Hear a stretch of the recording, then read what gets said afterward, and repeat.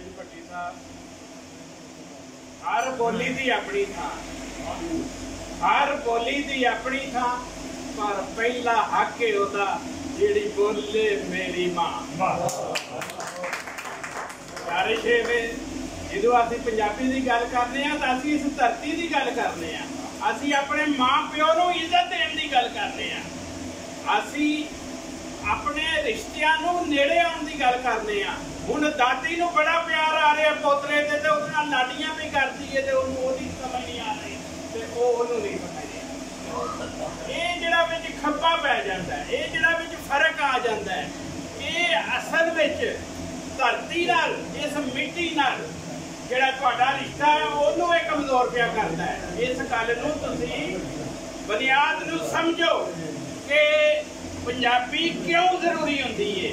पंजाबी साडे लई एक एक इंसान लई भावें वो औरत है मर्द उसदे लई क्यों जरूरी है क्योंकि जदों तुसीं पंजाबी तो इलावा किसी भी जबान का गल करते हो, किसी भी उन्होंने शायर की गल करते हो और पढ़ते हो तो नाल तुहानूं हिस्ट्री भी थोड़ी जी पढ़ाई जाती है। फलां शायर दिल्ली में पैदा होया, फलां शायर लखनऊ में पैदा होया। ਇਹਦਾ मतलब है कि ਜਿਹੜੀ ਤੁਹਾਡੀ कच्ची स्लेट है उस बच्चे की तुसीं अपनी धरती नाल प्यार नहीं पैदा कर रहे, तुसीं हिंदुस्तान नाल ओहदा प्यार पे पैदा करते हो। ਇਹਦੇ उल्ट जे तुसीं बारिशां पढ़ाते हो तो नाल ਉਹ ਦੱਸਦਾ जी ਇਹ नाल ही शेखपुरा जड़ियाला शेर हाँ इत्थे दे सन, तुहानूं अपनी धरती प्यारी लगनी शुरू हो जाती है। जे वो शाह हुसैन का जिक्र करता है कहता है नाल ही ते है जनाब लाहौर के कोने में शाह हुसैन है। इस तरह ही बुल्ले शाह कसूर तुहानूं याद करांदा है, इस तरह ही सुल्तान बाहू चंद के नेड़े का इलाका ते पूरा पाकिस्तान लै लो। ये अल्लाह की ये मेहरबानी है कि दुनिया दीयां वड्डियां तो वड्डियां ज़बानां लै लो, उहदे विच क्लासिकल शायर मिलेगा एक दो।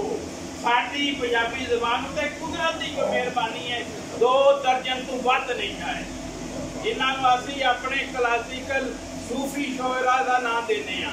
ਇਹਦਾ मतलब है साडा हर शायर सारा हर दानश्वर सानू बार बार याद पिया करांदा है कि क्यों फिर सानू ये नफरत हो जाती है अपनी धरती नाल कि एक बच्चा भावें बड़ा लहरा लहार के पढ़ रहा हो टीवी दे उत्ते दिल दिल पाकिस्तान ते जान जान पाकिस्तान, उहनूं तुसीं एक बारी ग्रीन कार्ड वहा दिओ वो अमरीका चला जाए परत के पाकिस्तान का नाम लवेगा।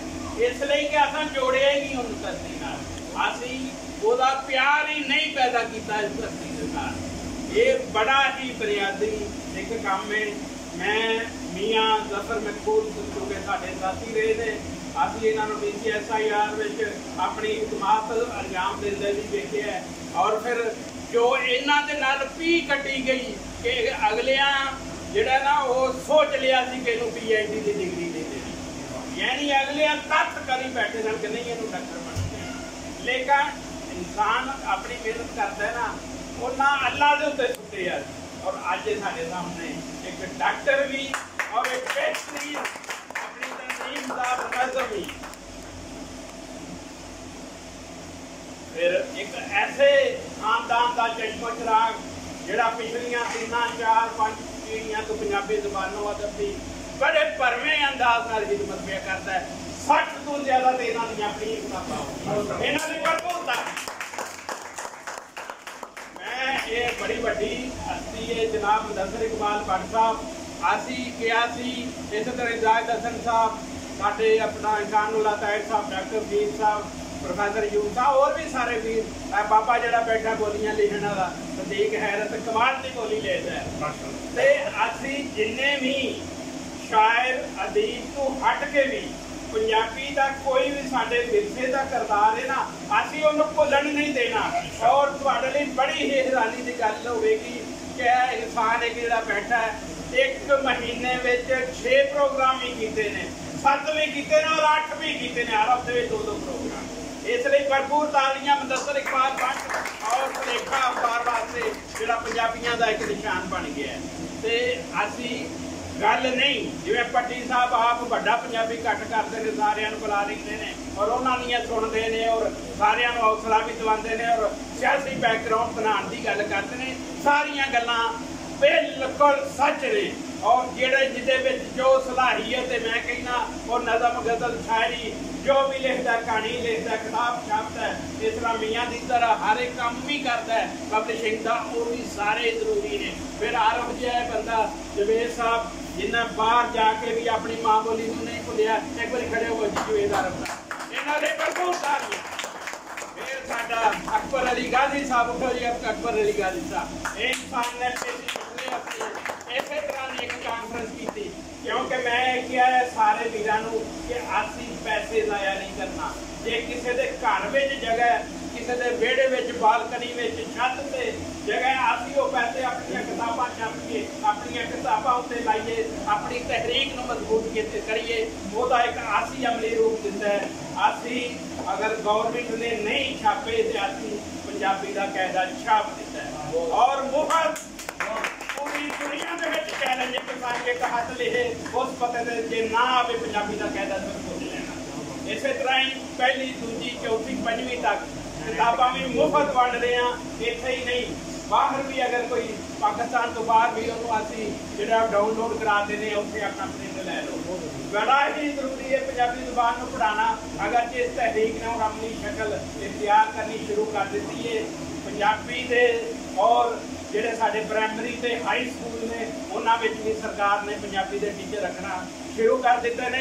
ਇਸੇ ਲਈ ਮੈਂ ਇੱਕ ਸ਼ੇਰ ਲਿਖਿਆ ਸੀ ਕਿ ਪੰਜਾਬ ਨੂੰ ਬਚਾਉਣ ਲਈ, ਜਿਹੜੀ ਗੱਲ ਪੱਟੀ ਸਾਹਿਬ ਵੀ ਕਰਦੇ ਨੇ, ਮਨ ਸਾਹਿਬ ਕਰਦੇ ਨੇ, ਪੰਜਾਬ ਨੂੰ ਬਚਾਉਣ ਲਈ, ਪੰਜਾਬੀ ਨੂੰ ਪੜ੍ਹਾਉਣ ਲਈ, ਪੰਜਾਬ ਨੂੰ ਬਚਾਉਣ ਲਈ, ਪੰਜਾਬੀ ਨੂੰ ਪੜ੍ਹਾਉਣ ਲਈ ਜੇ ਫਰਜ਼ ਨਾ ਨਿਭਾਇਆ ਧਰਤੀ ਦਾ, ਜੇ ਫਰਜ਼ ਨਾ ਨਿਭਾਇਆ ਧਰਤੀ ਦਾ, किवें कह सकते हो असां कर्ज लाया धरती का।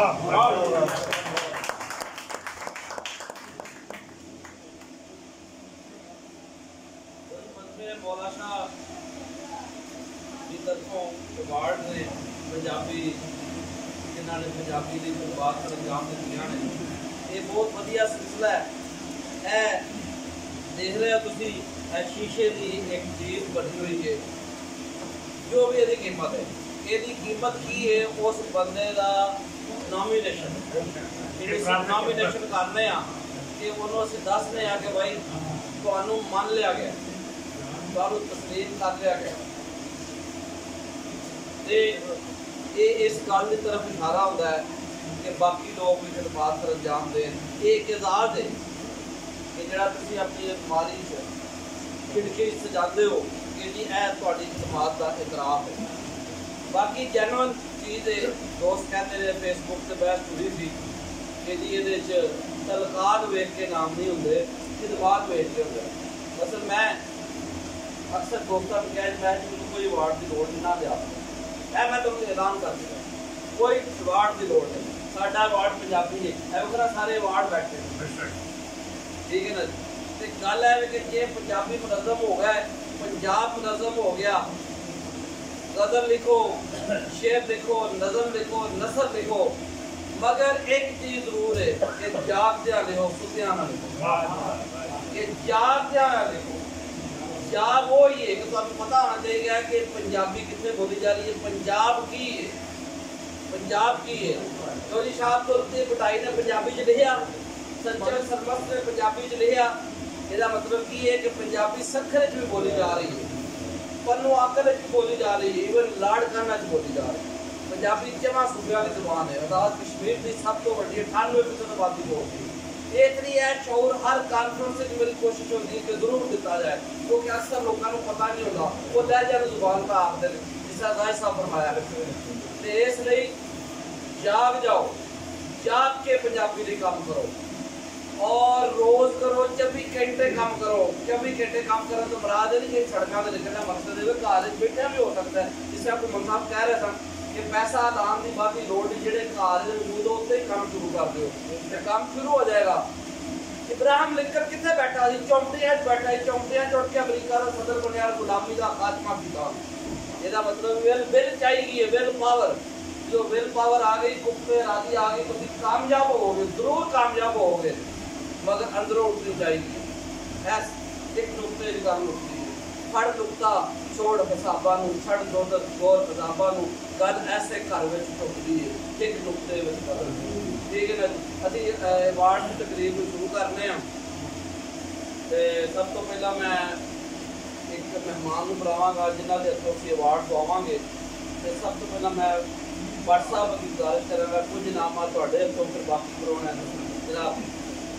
तो सब तो पहला इनाम डॉक्टर निसारुल्लाह ताहिर। माशाअल्लाह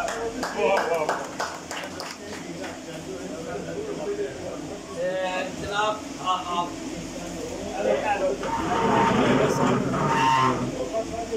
चलो अच्छी पर हम पहली जड़ी वो तो तालियां जी